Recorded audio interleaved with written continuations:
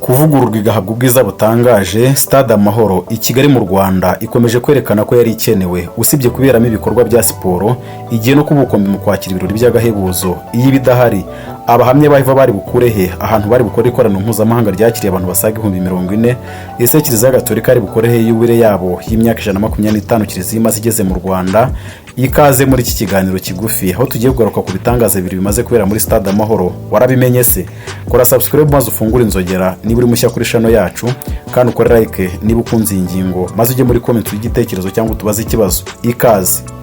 Mu kwezi kwa 8 2025 abahamye bahiva bakora ikoraniro ritazibagirana mu mateka yo mu Rwanda kandi ribera muri Stade Amahoro. Ubu Kiliziya Gatolika nayo kuwa gatandatu tariki ya 6 Ukuboza 2025 yaturi igitambo cy'Ukarisitiya muri Stade Amahoro mu muhango wo kwizihiza isabukuru cyangwa yubire imyaka 125 Kiliziya imaze yigisha ivanjiri mu Rwanda, kandi bikaba byarahuriranye n'isabukuru bizije imyaka 2025 inkuru nziza yerekeye Yezu itangiye ku isi.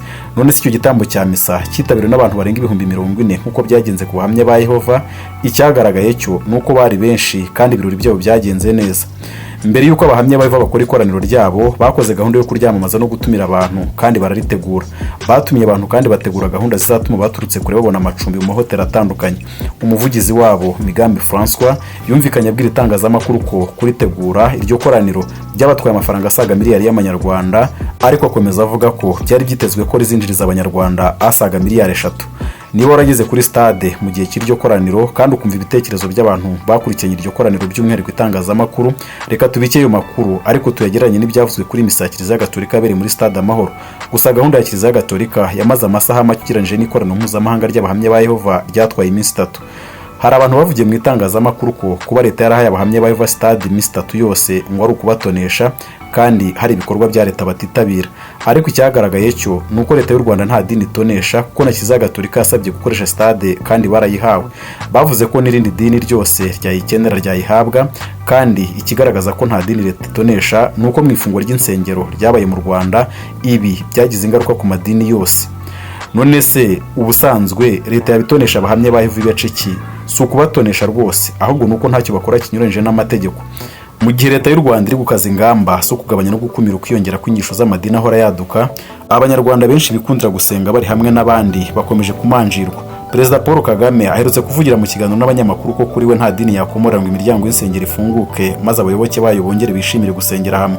Mu gusoza ibikorwa bya yubile y'Abagatolika byabereye muri Stade Amahoro, Minisitiri w'Intebe yumvikanye ashimira Kiliziya Gatolika kubera ubufatanye n'imikoraniro ifitanye na leta, kandi ubwo bufatanye bumaze imyaka myinshi. Haherukaga ikoraniro mpuzamahanga ry'abahamya ba Yehova ryabaye mu kwezi kwa 8 uyu mwaka.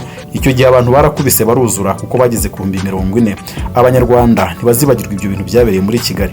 Kwakira abashyitsi basaga 3,000 bari baturutse mu bihugu bitandukanye hirya no hino ku isi mu minsi bamaze mu Rwanda. Abantu bose bari bishimiye abo bantu barangwa n'akanyamuneza, kandi byari ikintu cyihariye mu mateka ya politiki y'ubukerarugendo, ubucuruzi no kwamamaza ibyiza by'u Rwanda. Abo banyamahanga basuye ibintu nyaburanga mu Rwanda nka pariki y'Ibirunga n'Akagera, basangijwe umuco nyarwanda, kandi ubuhamya batanze bwemeje ko bishimiye ibyiza by'u Rwanda. Nta gushidikanya ko iryo koraniro ry'abahamya ba Yehova ryamaje u Rwanda, kandi ngira ngo nta kindi gihe mu mateka y'u Rwanda rwigeze rubona abanyamahanga benshi gutyo baje mu gihe kimwe kandi bakamara igihe kirekire mu Rwanda. Aho bari bishyuye amahoteli, bakeneye amamodoka batembereza, baguze ibintu by'imirimo mu Rwanda bigaragaza umuco wacu, bagiye mu resitora n'amasoko, kandi mu by'ukuri umubare w'amafaranga ibyo byinjije ntago wamenyekana 100%. Hari umunyamakuru wakurikiranye iri koraniro wavuze ko ari ubwa mbere yabonye abantu bishimye, kandi nibyo rwose. Abantu bose bibaza ukuntu abapolisi bazashobora kwakira no kwinjiza abantu barenga 40,000 muri stade.